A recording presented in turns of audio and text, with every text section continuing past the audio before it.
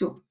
И вот на этом этапе, когда он делает выбор, он, ну, не только на этом этапе, у них это происходит периодически, когда они принимают какие-то серьезные для себя решения, включая какие-то бизнес-задачи, там, еще что-то. Когда он о чем-то переживает, что-то происходит в его жизни, когда происходит переоценка каких-то ценностей, они погружаются в себя. И они это делают в одиночку. То есть как делает женщина? Когда ей что-то нужно понять, она идет и говорит. То есть и в процессе проговаривания у нее возникает решение. У нее порядок в голове возникает тогда, когда она проговаривает. Для этого существуют там подруги, мамы, психологи и так далее. У мужчин все по-другому. Он садится в одиночку. Он принимает решение молча. Он сначала сидит один и молча принимает решение. Когда у него все внутри уложилось, он принял решение, тогда он выходит из своего затвора и сообщает о своем решении. И это происходит периодически. Поэтому, милые дорогие барышни, если мужчина свалил, это не значит, что он вас бросил. Значит, что он ушел принимать решение.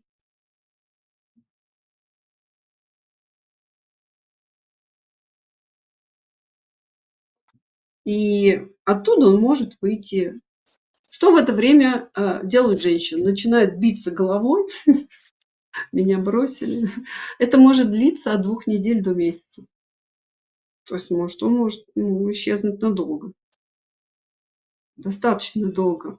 И в это время женщина начинает страдать, меня бросили, ах, он такой сякой, у нее другая баба и все такое. Он в это время просто сидит и там в гараже машину полирует. Просто думаю, ничего не происходит. Он не где-то шляется, он не там, он думает. Он думает в одиночестве. И на этот процесс, еще раз говорю, может уйти до 40 дней. Если через 40 дней не появился, 1,5 месяца. Если через 40 дней он не появился, значит, он ушел.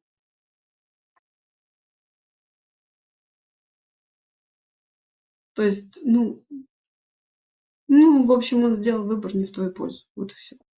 Он принял решение, что нет. Что делать? Что все сложится? Он меня не выбрал. Смотри, на самом деле страдать по этому поводу не стоит. Я объясню тебе. То есть, что в это время должна делать женщина? Наслаждаться. Чистить перышки, приводить себя в порядок, кайфовать от своего тела. В общем, делать всякие женские всякие штучки, которые ее наполняют. Такая, где ты был? Я тут страдала, вся побледневшая, знаешь, такая с мешками под глазами. Разницу поняла ему, какая женщина нужна? Убитой горем? Да убитой горем никому баба не нужна. Никому, потому что женщина, что дает мужчине? Эмоции, наслаждение, радость. Он не умеет, у них эмоций нет, они наслаждаться жизнью не умеют, так как мы. Они через нас наслаждаются жизнью. Он видит кайфующую женщину свою. То есть жизнь удалась. То есть то, что я делаю, здорово, потому что это приносит ей удовлетворение. Значит, я все делаю правильно. То есть если ей хорошо, значит, я все делаю правильно. То есть, это у них голова так работает. Вот если он выбрал ее, то он прям вот, как она себя чувствует. Если она, у нее праздник, если она довольна, там, тра-та-ты, смеется, улыбается, хихикает, значит, все хорошо. Глупостями всякими занимается. Все, жизнь удалась. Умные мужчины даже специально женщине выделяют на это деньги, говорят, иди прогуляй. Иди потрать на какую-нибудь ерунду, чтобы у тебя просто было хорошее настроение. Почему это так? Потому что когда у женщины хорошее настроение, мужчина будет испытывать ровно те же чувства, которые испытывает его женщина. То есть через какое-то время мужчина будет находиться в таких состояниях, в каких находится его женщина. Поэтому женщина отвечает за эмоциональное состояние в семье, с мужем, с детьми. Через что? Через свое хорошее состояние. Если я страдаю, рыдаю, у меня плохо, у меня Кошкин, там, он может с тобой повозиться, пожалеет тебя, но он с тобой не останется никогда. Потому что ну, это никому не надо абсолютно.